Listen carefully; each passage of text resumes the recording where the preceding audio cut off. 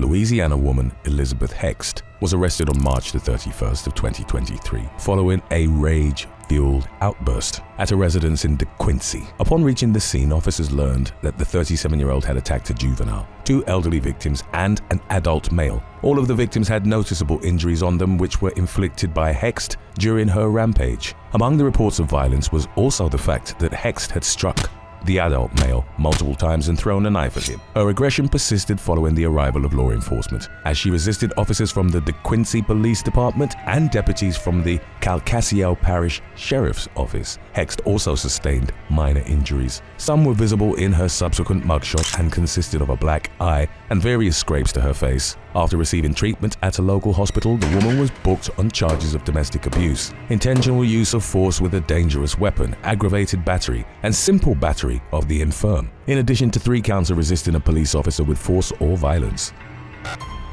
Number 8. Liam Orme. In May of 2025, while he was visiting Bali, Indonesia, English boxer Liam Orme carried out a vicious road rage attack. The 22-year-old Somerset native was reportedly speeding on a rented motorcycle on May the 2nd and doing wheelies in the island's Ubud district. He at one point nearly struck the front tire of a passing driver, only identified as 35-year-old Arlit, who consequently screamed and cursed at him. Orme went after the man and the confrontation reached a boiling point in front of a supermarket, where the boxer attacked Arlit and delivered 2 powerful blows to his face. The victim was left with a bleeding nose and a cut to his cheek. He subsequently lodged a formal complaint and Orme was arrested at his hotel the following day. The heavily tattooed pugilist was paraded in front of news cameras and charged with assault. Indonesian authorities described Orme as having a sharp gaze, as if he wants to kill everyone he sees, and said, in England he is indeed a boxer, but he is in Bali as a tourist. Orme had previously been in trouble with the law in the UK, and in September of 2023 he was given a suspended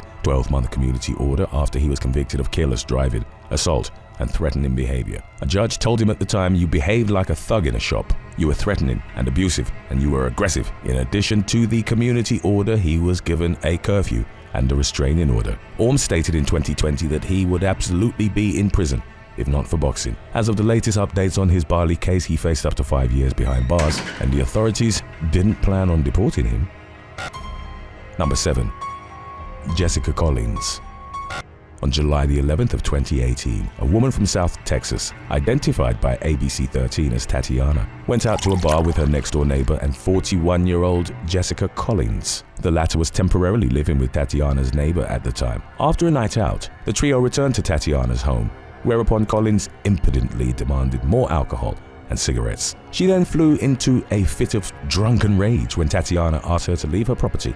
Collins jumped on the woman, pulled her to the ground by her hair and bit into her face. Tatiana recalled that she didn't have time to react and defend herself. "All I could remember was the taste of blood in my mouth," she later told a media outlet. Tatiana passed out several times following the attack and only realized the full extent of the damage when she was in an ambulance. Collins had sunk her teeth into Tatiana's nose and torn off a large chunk of it, which she then swallowed. Upon realizing that she'd been mauled, Tatiana called her husband and reportedly screamed, "I don't have a nose. I'm 28 years old and I don't have a nose anymore." At the hospital, she was told that she would need urgent reconstructive surgery. Tatiana didn't have medical insurance and the operation was expected to cost her $12,000. In the days that followed, a GoFundMe in her name had raised roughly $700. Collins was taken into custody and charged with assault with bodily injury. Number 6. Caiden Stachowicz.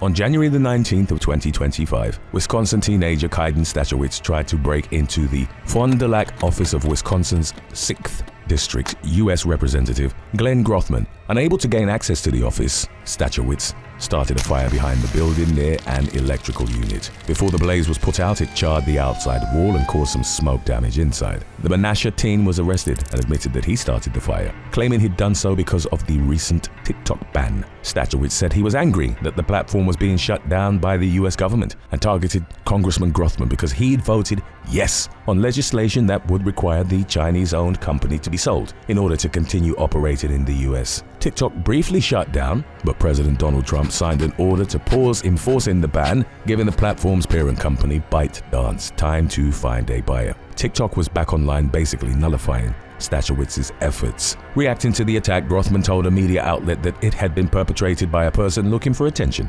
adding, "If it wasn't the TikTok issue that caused him to light a fire at my office, he would have found some other issue." Stachowicz was held on a $500,000 bond after being charged with arson, attempted burglary, and criminal damage to property. Updates on the matter indicated that the teen had pleaded not guilty on all counts by reason of mental disease or defect. A mental health evaluation was ordered and a hearing was scheduled for May of 2025.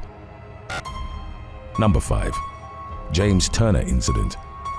Canadian man James Turner was driving on a highway in the town of Temiskaming Shores in the northern part of Ontario. On December the 30th of 2024, a Toyota RAV4, which was ahead of Turner, started to swerve towards oncoming traffic. Turner decided to use his headlights to signal the other driver, believing that he was on his cell phone and not paying attention to the road. The Toyota then pulled over to the shoulder of the highway and Turner followed suit. Turner, who worked as an ER nurse, thought that the driver might be experiencing a medical emergency and intended to help him. However, in the moments that followed, the SUV deliberately reversed into his Honda Accord. Turner consequently called the emergency services. He was on the phone with an operator when the Toyota turned around and drove towards his vehicle, trying to hit him head on. Turner reversed, but the other driver persisted until they reached the bridge. As captured by the nurse's dashcam, the SUV rammed the front of the Honda and started pushing it. Turner shakenly told the operator, "He's going to try to run me into the bridge. I'm in danger right now." The aggressive driver continued to slam and press Turner's car into the side of the bridge wall. The victim recalled fearing he would go over the edge, saying,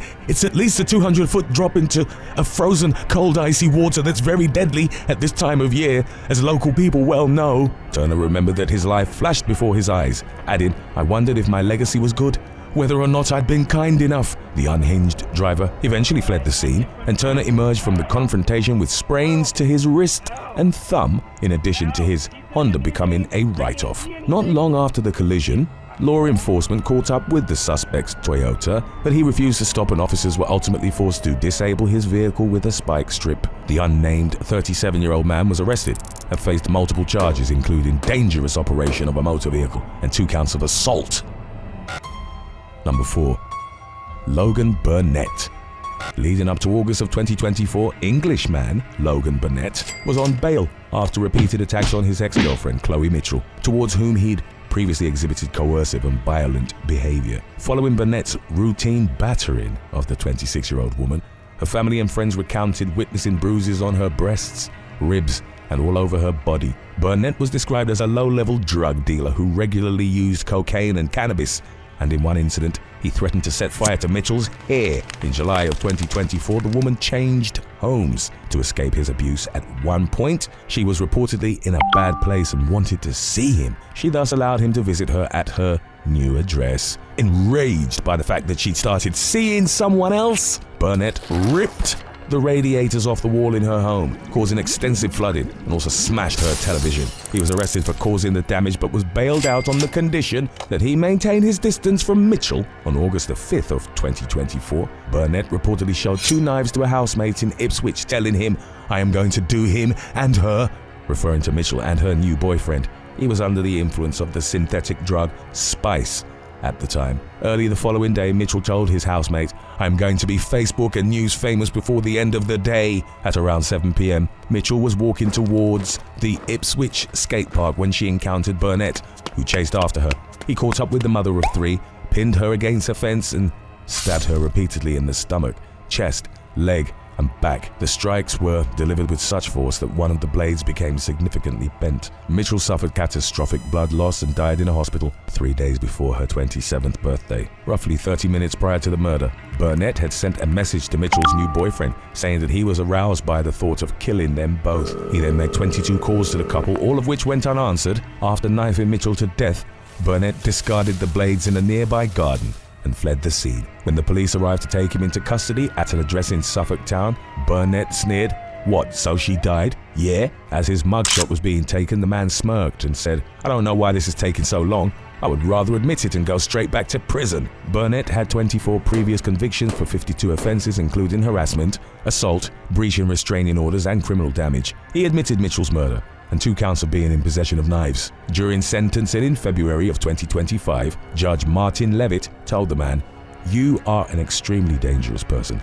with warped ideas about killing others, adding, "This was a personal execution of Courtney, but I ask for what reason?" Burnett, who was determined to have acted out of obsession and jealous rage, was given a minimum of 23 years and 173 days behind bars. In the verdict's aftermath, Mitchell's sister told a media outlet, "He is a monster and should not be trusted in society.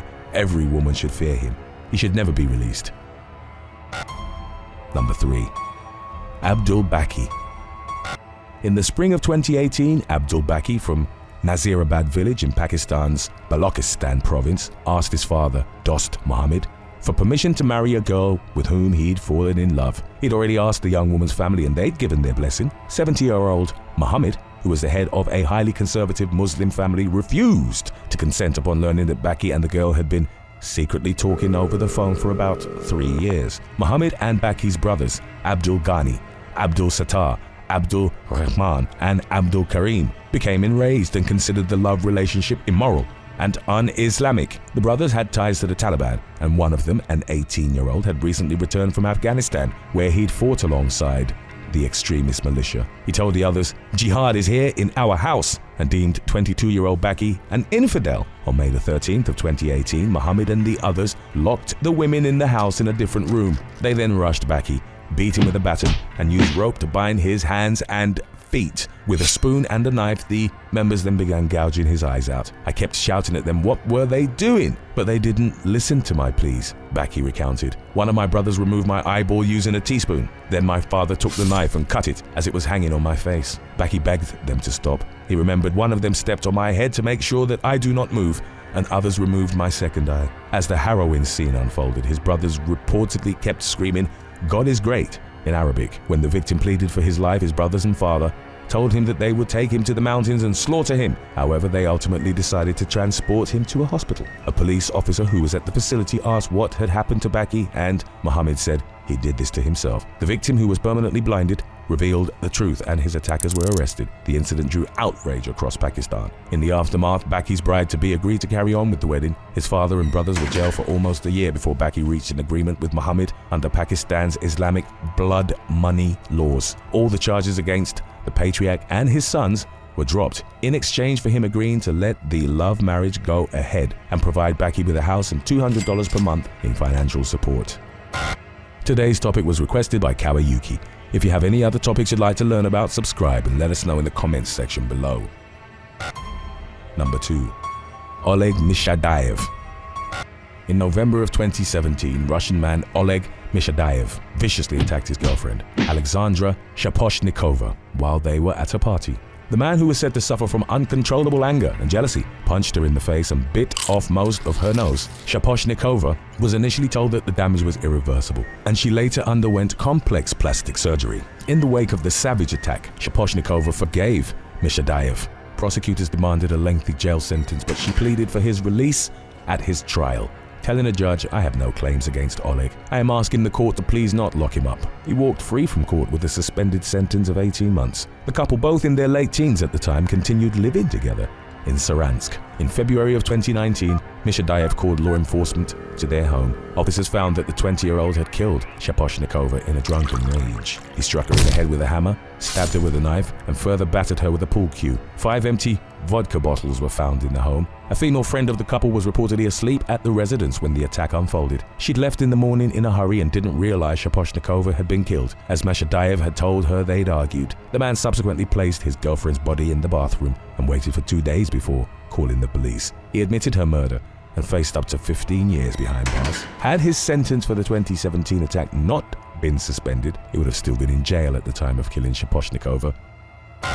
Stick around after number 1 if you have not yet watched our episode about when fighting family members goes wrong. That's coming up right after. Number 1. Evie Amati. At 2:20 a.m. on January the 7th of 2017, Evie Amati calmly walked into a 7-Eleven in the suburb of Enmore in Sydney, Australia, openly carrying a 4-pound axe and with a 7-inch kitchen knife in her back pocket. As seen in CCTV footage, she began chatting with a man at the checkout, who was later identified as Ben Rimmer. He was waiting to pay for a meat pie while a second customer, Sharon Hacker, was in front of him wrapping up a purchase. CCTV footage showed Rimmer casually talking to Amati, seemingly unperturbed by the fact that she was carrying an axe. Then, as he was getting ready to approach the clerk, he turned to Amati and smiled. By then, she'd already cocked back the axe. Amati struck Rimmer in the face, nearly splitting his head in two and inflicting a 4-inch gaping wound. Rimmer dropped to the floor, but in spite of the devastating blow, he remained conscious. Simultaneously, Hacker was waiting for the store's doors to slide open. Before the woman could realize what had happened, Amati swung the axe at full force again and hit her in the back of the neck. After Hacker went down, 24-year-old Amati delivered another chopping strike that fortunately missed its target. She then stepped over Hacker and went into the street. On Stanmore Road, she attacked pedestrian Shane Redwood, but he was able to fend off her axe blows using his backpack. After the horrific attacks, Amati walked into the front yard of a property, propped her axe against the wall and lay on the ground. When first responders reached the scene, she reportedly pretended to be unconscious. She was taken to St. Vincent's Hospital, where she told officers inquiring about her identity, "I don't have a name," while smirking and licking her lips. Roughly 13 hours after her rampage, during a recorded police interview, she appeared to have regained some composure but declined to answer any questions. Rimmer, whose wife was 3 months pregnant at the time of the attack, was left bleeding profusely on the store's floor. Blood flowed down his throat to the extent that he risked drowning in it. He remembered at one point screaming at the clerk to close the door, afraid that Amati would return to kill him. Rimmer suffered a fractured nasal bone, eye socket and cheekbones, which required extensive surgery and the permanent insertion of titanium plates and screws to mend. Had the strike been a millimeter or two higher, he would have been in life-threatening danger. Hacker could have also been killed, given the placement of the strike, but her thick dreadlocks softened the blow. Nevertheless, the impact broke the bone at the base of her skull, and even after wearing a cervical collar, she still struggled with nerve damage. In the attack wake, she lost 50 pounds and her daughter developed agoraphobia. During the legal proceedings that followed, Amati pleaded not guilty, claiming that she'd suffered psychosis stemming from mental illness and the cocktail of substances she'd taken, which included cannabis, alcohol, amphetamines, and hormone medication. Evie Amati had been born Carl Amati and used to be a drummer in a band called Everything I Have Is Broken. In 2016, Amati flew to Thailand to have gender reassignment surgery, accompanied by her parents, sister, and her then-girlfriend. By her own account, Amati struggled to adjust after transitioning, resulting in her suffering from depression and anger. She broke up with her girlfriend in mid-2016 and hours before the 7/11 attack, stormed out of a Tinder date with a woman whom she felt wasn't attracted to her because she was transgender. An hour before the attack, she messaged the woman to say, "People like you are what's wrong with the world, and one day I'm going to kill a lot of people and it will be your fault." The woman later testified that she freaked out, particularly since the reaction had occurred without provocation, and blocked her. Half an hour before the attack, Amati updated her Facebook status to say, "Humans are only able to destroy and hate, so that is what I shall do." In spite of the evidence indicating premeditation, Amati maintained that she had no memory of the attack. She claimed that she recalled feeling a homicidal rage overtake her and hearing a voice telling her to kill. Amati's mental illness plea was rejected, and she was found guilty of 2 counts of wounding, with intent to murder, and 1 count of attempted wounding. She was initially sentenced to 9 years behind bars, with parole available after 4.5 years. Prosecutors deemed the punishment too lenient, and upon review, Amati's sentence was increased to 14 years in prison, with parole after 8. As of the latest updates on the case, she'd begun detransitioning during her incarceration.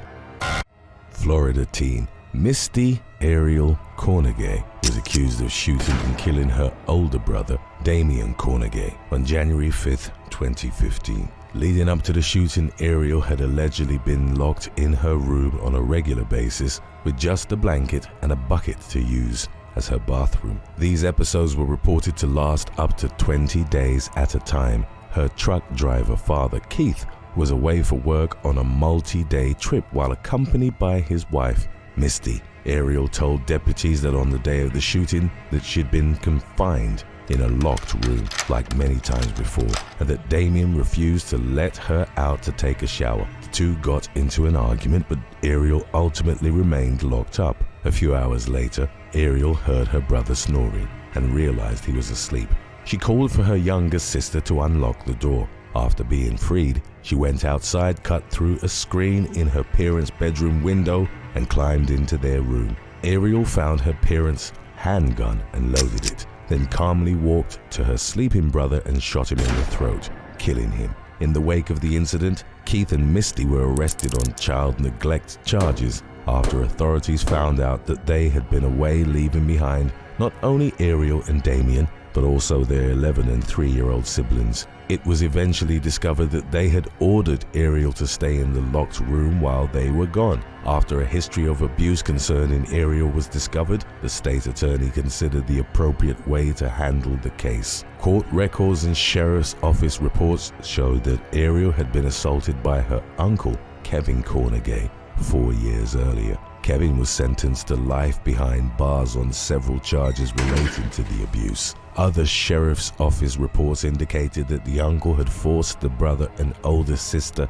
to have intercourse. These facts played into how the prosecution handled the case. Months after the fatal shooting, Ariel accepted a plea deal, and in what appears to be a creative solution by the prosecutor or perhaps the judge, was convicted of second-degree felony burglary. She ultimately wasn't charged with Damien's murder. As part of the agreement, she was placed on probation that could last up to 4 years. She was ordered to undergo counseling and was expected to attend school with good behavior. Her parents pleaded guilty to charges related to both child abuse and neglect. They were sentenced to 10 years probation and 2 years house arrest, and they were ordered to pay fines and court costs. Number 12. Celine Dukran. 33-year-old Mujahid Arshid, based in London, was sentenced to a minimum of 40 years in prison following a conviction for the murder of his 20-year-old niece, Celine Dukran, the attempted murder of another unnamed 21-year-old woman, and assault on both of them. Arshid had also abused the unnamed victim nearly a decade earlier when she was just a young teen. At the time, the girl told her family about the ordeal. When confronted about it, Arshid asserted that the girl had made up the claims. An argument within the girl's family ensued, but in the end they chose to believe Arshid. The man remained fixated on her while also becoming infatuated with his own cousin, Celine. His bizarre obsession with the two women grew, and he eventually came up with a plan to abduct them both. On July 19, 2017, Arshid carried out his plan. He bound and gagged the women before wrapping them in dust sheets and placing them in the covered cargo bed of his pickup truck. CCTV footage showed Arshid exiting his pickup truck, walking around to the rear of the vehicle and checking that the compartment was shut before driving the women to a Kingston home he was renovating. At the empty 6-bedroom house, Arshid forced himself upon both women consecutively before fatally slashing Dukran's throat and placing her body in a chest freezer. Arshid also slit the neck of the second woman, as well as her chest and stomach. Arshid proceeded to assault the bleeding woman a second time in a last-ditch bid for survival. She persuaded him not to kill her by promising that they could run away together. At some point, the woman managed to get hold of a mobile phone and contacted her boyfriend and mother, telling them she'd been kidnapped. She also texted them, "He's going to kill me. Don't reply." After deciding he couldn't bring himself to kill the other woman, Arshid took her to his brother, who then took her to the hospital. He was caught after hospital staff contacted law enforcement, leading officers to discover Celine's body in the freezer. In February of 2018, Arshid was given 4 life sentences and ordered to serve at least 40 years behind bars. After he was convicted of murder, assault,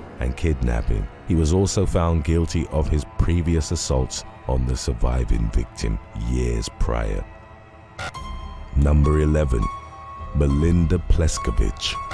On October the 23rd of 2017, a 20-year-old man from Ohio killed his mother-in-law, then met up with her husband and daughter for dinner. The killer, Jeffrey Scullin Jr., was engaged to the daughter, Anna Pleskovich. When they later arrived back at their Strongsville home after the casual dinner, Scullin and the Pleskoviches found the victim, 49-year-old Melinda Pleskovich, lying dead in a pool of blood on the kitchen floor. Scullin, who'd been living with the family, was the one who ultimately dialed 911 to report the horrific discovery.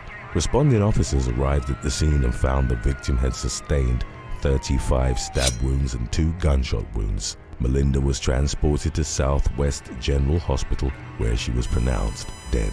Following the incident, investigators obtained and executed search warrants for the residence and 3 vehicles that had been parked in the driveway. In one of the vehicles that belonged to Scullin, a large knife covered in blood was recovered. The blood was determined to have matched not only Melinda's DNA but also Scullin's. More of Melinda's blood was found on the inside door handle of the passenger seat of the car. Police made the decision to immediately arrest Scullin. On November the 3rd, he was arraigned on charges including aggravated murder, felonious assault, and tampering with evidence. According to a narrative presented by law enforcement, Scullin had a history of disputes with Melinda. A motive for the killing could not be pinpointed, but investigators learned that Scullin's credit card had been declined 14 times when he tried to pay for his and Anna's wedding venue. After that, the venue sent an email to Melinda stating that the wedding would be cancelled due to a lack of payment. It was believed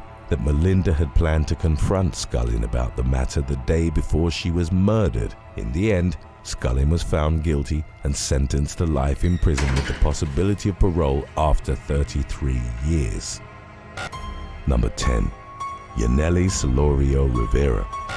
Authorities in California said they believed jealousy and sibling rivalry had motivated 22-year-old Yareli Solorio Rivera to murder her sister in the early hours of September the 24th of 2022. The killing took place at the sister's southwest Fresno home. Yareli snuck into her sister's room and shot her, then shot her sleeping baby, cradled in her arms. Yareli then handed the gun off to her boyfriend, 26-year-old Martin Arroyo Morales, who was also at the scene. The man ran from the house to dispose of the weapon.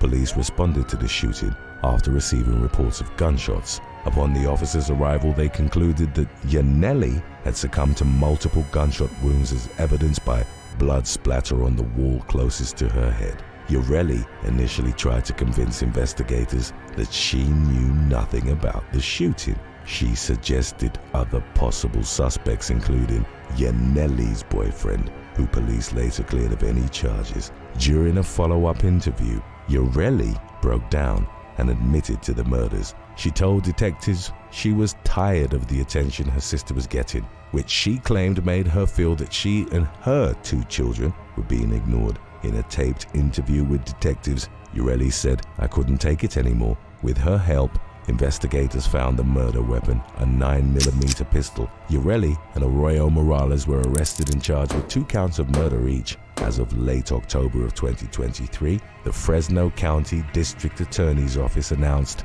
it would seek the death penalty against Yareli. Number 9. Piraya Sarusi and Lily Pereg. Israeli man Gilad Sarusi, dubbed Catman for meowing in court, was found guilty and sentenced to life in prison for murdering his mother and aunt in 2019. While speaking to journalists, Gilad's uncle, Moshe Pereg, claimed that Gilad's behavior had radically changed in 2006. Moshe believed that Gilad had suffered a mental breakdown, which led him to turn to online gambling, ending up in significant debt. He left Israel for Argentina a short time later to escape his accumulated financial problems. Even though Gilad had little contact with his mother, 63-year-old Piraya Sarusi, she continued to support him financially over the years. Despite the financial help, Moshe further stated that Gilad lived like a homeless person in a small house with dozens of cats. On January the 11th of 2019, Piraya and her sister, 54-year-old Lily Pereg, traveled to Mendoza, Argentina to visit Gilad. The women were last seen alive on January the 12th. Lily's partner, John Finlay, spoke with Gilad after his wife had gone missing. Shortly after her arrival to Argentina, Gilad tried to reassure him, but Finlay felt that something was wrong and traveled to Argentina himself in search of his wife and her sister. Finlay spent 2 weeks scouring Argentina in the hope of finding the pair. On January 25th, Gilad was arrested on suspicion of being involved in their disappearance after bloodstains were found on both a shirt and a bag of cement in his home. The following day, Piraya and Lily's bodies were found buried in a shallow grave in an abandoned lot next to Gilad's unit. Autopsy results revealed that one of the 2 mutilated women had been shot. Gilad faced 2 charges of aggravated homicide. A couple of weeks later, the 36-year-old appeared in court for his bail hearing, where he displayed incredibly odd behavior. During the hearing, he claimed he had forgotten his age. He was eventually removed from the courtroom for repeatedly meowing in response to the prosecutor's questions. After being removed, he left a puddle of urine on the floor of the courtroom. During his trial in November of 2021, he meowed at least 55 times, which resulted in his removal from court during this second instance as well. Ultimately, a jury rejected his insanity defense and found him guilty as charged. He was sentenced to at least 35 years in prison. In the wake of his conviction, it is still unclear why Gilad had carried out his crimes. Number 8. Helen Miller.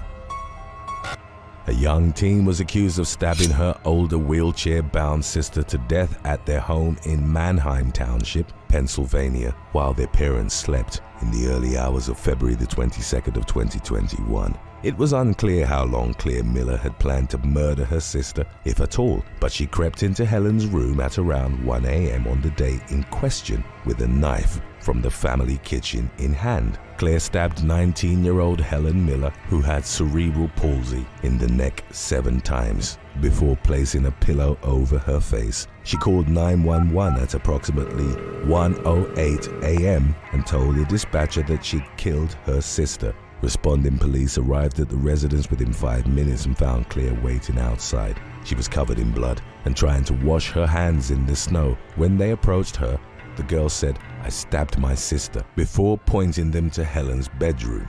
At that point, their parents had just woken up.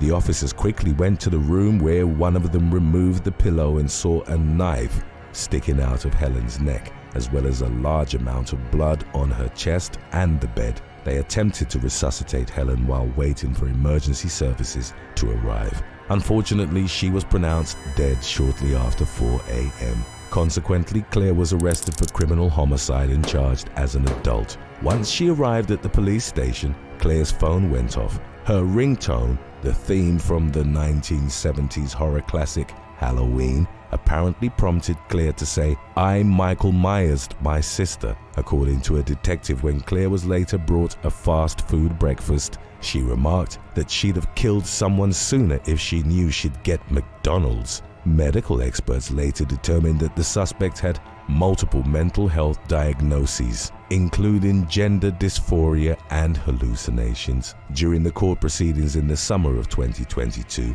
Claire's attorney claimed that during the ordeal, Claire believed she was stabbing a hallucination of a woman who was a version of herself that told her she was ugly and a failure. However, the prosecutor argued that the girl had been growing fixated on violence and homicide. Ultimately, Claire was handed a 12.5 to 40-year jail sentence after pleading guilty but mentally ill to third-degree murder in March of 2023. Number 7. Pamela and Mark Novak. Shortly after 4:30 a.m. on August 24th, 2023, police in Bloomington, Minnesota, responded to a call for help at a residence. First responders found 72-year-old resident Pamela Novak lying on the floor inside the home. The officers then saw a window screen being pushed out. Through it, a man later identified as Adam Garrett Roaring was seen leaving the home. Roaring tried to flee the scene but was quickly apprehended. Police said the man had injuries and marks around his body and what appeared to be blood on his jacket, pants and gloves. He also had a metal bar and a part of a set of nunchucks, which were covered in blood. In the upstairs bedroom, police found Pamela's husband, 74-year-old Mark Novak, who had suffered a severe laceration to his throat and other injuries to his head, face and hands. Mark was rushed to the hospital, but succumbed to his wounds. Pamela told investigators she and her husband had woken up that morning to a male beating them with an unknown object. She said the suspected assailant, whom she identified as Roaring, attacked her husband in the bedroom. Pamela tried to escape during that attack, but Roaring caught up and pushed her down the stairs. She suffered 2 right finger fractures, multiple facial fractures, lacerations to both sides of her face and above her eyes, a left orbital fracture, 2 nasal fractures, and several other injuries in her neck and wrists. In the home, police found what is believed to be the missing piece of Roaring's nunchucks, as well as a large chef knife in the kitchen sink. It appeared to be covered in a blood-like substance. When Roaring was questioned, he told the officers that he was the couple's nephew and admitted he'd gone to the home to return a house key that belonged to the victims. He claimed that he had nothing to do with the attack. He further stated that when he arrived at the residence, he discovered an intruder already in the home. Roaring allegedly struggled with the burglar and got the latter's nunchucks and chain, causing him to flee through the front door. The 44-year-old was arrested and booked into jail on a $2 million bond. As of the latest updates, Roaring was indicted on one count of first-degree premeditated murder, second-degree attempted murder, and second-degree assault with a dangerous weapon. Number 6. Gavin Randalls. In July of 2021, an argument erupted into violence after 5 members of the same extended Welsh family met up for drinks, with one completely knocked out on the floor. The group came together at Wrexham's Long Pull pub on Chester Street, where they had several drinks. When they left the establishment, surveillance footage caught them getting into a dispute, which eventually escalated into a physical altercation. 39-year-old John Rogers was seen punching 61-year-old Gavin Randalls, knocking him to the floor before turning his attention to 46-year-old Michael Hughes. Michael was subsequently hit in the back of the head before squaring up to face John. Towards the end of the incident, Randalls managed to get back to his feet, at which point Rogers elbowed him in the face, knocking him unconscious. Others caught up in the brawl included 43-year-old Samantha Hughes and Yvonne Moore, aged 54. Eventually, all 5 defendants admitted a fray. A year later, Randalls, Michael, Samantha, and Moore were handed fines and community orders. Magistrates reportedly deemed Rogers' actions too serious. During his sentencing, the judge said that the violence had stemmed from an argument of a sensitive nature which had gotten very much out of hand. As Rogers took the leading role at the end, Rogers was handed an 8-month sentence, which was suspended for 18 months. He was also fined to the tune of more than $1,200, along with over $700 in court costs. Number 5. David Brandon Land.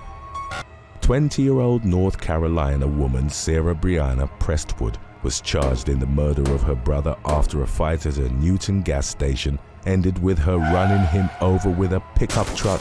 According to local police, the incident transpired shortly after 6:30 p.m. on July 5th, 2022 at a Love's Travel Plaza location. When investigators and EMS arrived, they found 30-year-old David Brandon Land had been run over by a 2008 Ford Ranger driven by his sister. Land was transported to Catawba Valley Medical Center, where he later died from his injuries.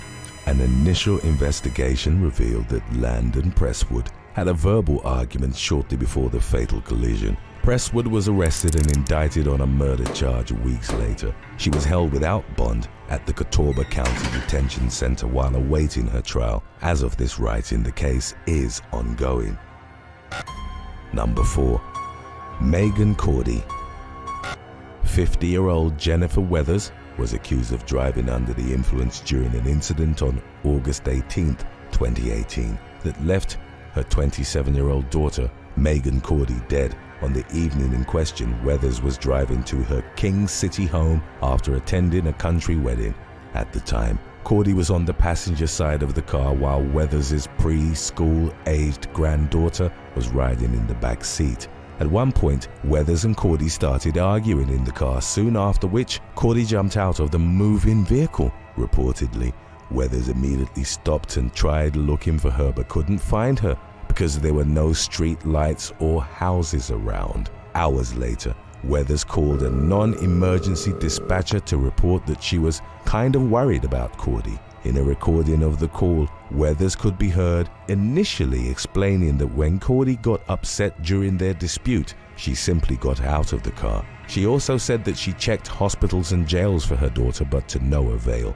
The woman further stated that she drove around for 2 hours that morning looking for her daughter, but still couldn't find her. What Weathers didn't tell the dispatcher was that she and her daughter had gotten into a physical altercation. Authorities only learned of the argument's physical nature after a detective found a clump of Weathers' hair in her car.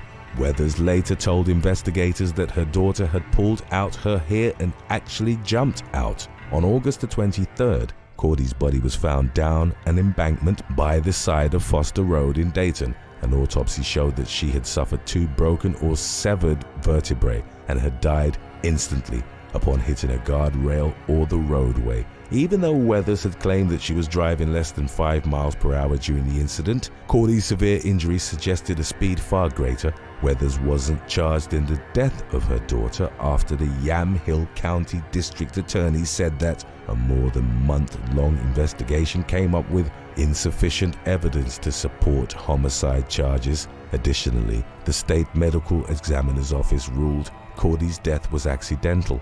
Weathers was charged with DUI and reckless endangerment of her granddaughter. She later took a plea deal, which resulted in the reckless endangerment charge being dropped. In February of 2019, Weathers was sentenced to 5 days in jail and 3 years of unsupervised probation. She was also fined $1,000 and required to undergo alcohol treatment, among other requirements.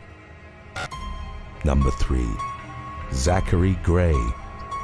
24-year-old Virginia woman Sarah Gray was arrested for the fatal stabbing of her brother, 27-year-old Zachary Gray, on the night of October the 21st of 2019. According to Sarah, the fight had begun when she left their Franklin home. When Zachary saw her getting into a car with a man, he ran down the street, shouting profanities. Instead of leaving with Sarah, the man said that he didn't want any part of the family drama and promptly left. At that point, the siblings went back to the front porch of their residence, where they started arguing. The situation escalated in short order and the pair began throwing punches. Sarah later told detectives that the physical altercation intensified further as they went inside the living room, where Zachary started choking her to the point that she couldn't breathe. She claimed that after her brother subsequently left the living room and went to the kitchen, she thought he was going to come back and kill her. When Zachary returned from the kitchen, she quickly pulled a knife out of her purse and stabbed him. While the horrific incident was unfolding, law enforcement received several calls regarding a domestic disturbance at the location. When officers arrived, they found Sarah on top of the victim holding his chest. She was placed under arrest and later booked into the Western Tidewater Regional Jail on a charge of second-degree murder. Records indicated that the case concluded on December the 2nd of 2021 after Sarah pleaded guilty. She was handed a 10-year jail sentence, which would be followed by 6 years of probation. Number 2. Jenna Wall. During the course of a divorce and custody battle between Georgia couple Jenna and Jared Wall, the latter's mother researched family killings for a couple of months before ultimately taking Jenna's life. The couple had married in 2004. In October of 2015, the woman filed for legal separation, claiming that her marriage was irretrievably broken. In her divorce filing, the 35-year-old was seeking permanent custody of their sons with visitation for Jared. Consequently, Jenna decided to live separately from Jared and went to her parents' Atlanta home, where she resided at the time of the incident. Cobb County Assistant District Attorney Jesse Evans said that the whole situation resulted in Jared's mother, Elizabeth Wall, harboring a lot of animosity toward Jenna. Evans added that Elizabeth started expressing her feelings in text messages to family and friends, as well as in her own internet activity. Apparently, Elizabeth targeted her daughter-in-law on Facebook with multiple derogatory comments. On April 19, 2016, Jared was deposed in court, claiming that Jenna had had an affair with a teen boyfriend. He also said that Jenna had shown emotional and financial instability. Jared further stated that he wanted no less than joint legal and physical custody of their children. On that same day, Elizabeth bought a gun and did some very specific research on her phone, looking up several articles about people who kill their families and themselves, as well as reading about wrongful death lawsuits. The internet searches went on for a couple of months, and at some point, Elizabeth even looked up background information on Jenna and her family. On June 23, 2016, Elizabeth went to Jenna's home where her 2 grandsons had been staying. Upon arrival, she went into the residence and took the 2 boys to her car before returning back inside to confront Jenna. Moments later, she shot Jenna 4 times. Elizabeth immediately called Jared, telling him to come pick up his sons at the residence in question. When Jared arrived, he disarmed his mother and went to the kitchen where he found his estranged wife dead. Shortly after, Elizabeth was arrested and booked into the county jail without bond. Her attorney said that she spent time in a mental facility following her arrest. In September of 2016, she was indicted on multiple counts in Jenna's death, including malice murder, felony murder, and aggravated assault. For months, Elizabeth's plea deal had been pending the outcome of a psychiatric evaluation requested by the defense to determine whether she was legally competent to stand trial, which she was eventually found to be. On March the 9th of 2018, the 64-year-old pleaded guilty, but mentally ill, and was sentenced to life imprisonment without the possibility of parole. Number 1. Toni Wells.